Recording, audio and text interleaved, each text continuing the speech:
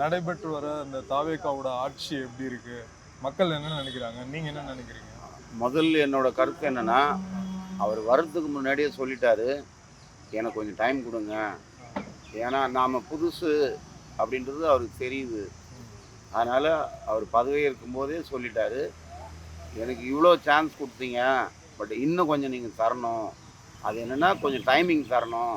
நாங்க ரெடி ஆவணும். ஏன்னா இப்போ இதுக்கு முன்னாடி உள்ள ஆட்சியில என்ன நடந்தது, என்ன போச்சு, என்ன இருக்குன்றது நாங்க செக் பண்ணோம். அது பண்ணிட்டு பப்ளிக் என்ன தேவையோ அது செய்யணுன்றது முடிவு பண்ணோம். பிற்பாடு இன்கம் அப்படின்றது நம்ம எதிர்பார்த்த அளவுக்கு இப்போ கிடையாது. ஸோ இன்னும் தேவைப்படுது. அது இப்போ உலக நாடு வர்த்தக மையம் அது இது நிறைய விஷயங்கள் இருக்குது. அதுக்கு டைம் எடுத்துக்கணும். 2வது இஷ்யூ என்னென்னா, இப்போ பொலிட்டிக்கல் பீப்புள் எல்லாமே சொல்கிறாங்க அவர் கத்துக்குட்டி அப்படின்னு.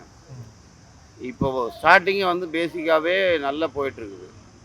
எப்படின்னா, இப்போ யார்கிட்ட எந்த வேலை கொடுத்தாலும் போன உடனே எல்லாத்தையும் முழுசாக கற்றுக்கிட்டு செய்ய முடியாது. அவங்க கொஞ்சம் டைம் எடுத்துக்கிட்டு தான் பண்ண முடியும். ஸோ அந்த மாதிரி இவருக்கு கொஞ்சம் டைம் இப்போ போயிருக்குது. இன்னும் கொஞ்சம் டைம் கொடுத்தோம்னா கிளாரிஃபிகேஷன் கண்டிப்பாக நல்லா இருக்கும்ன்ற நம்பிக்கை எனக்கு.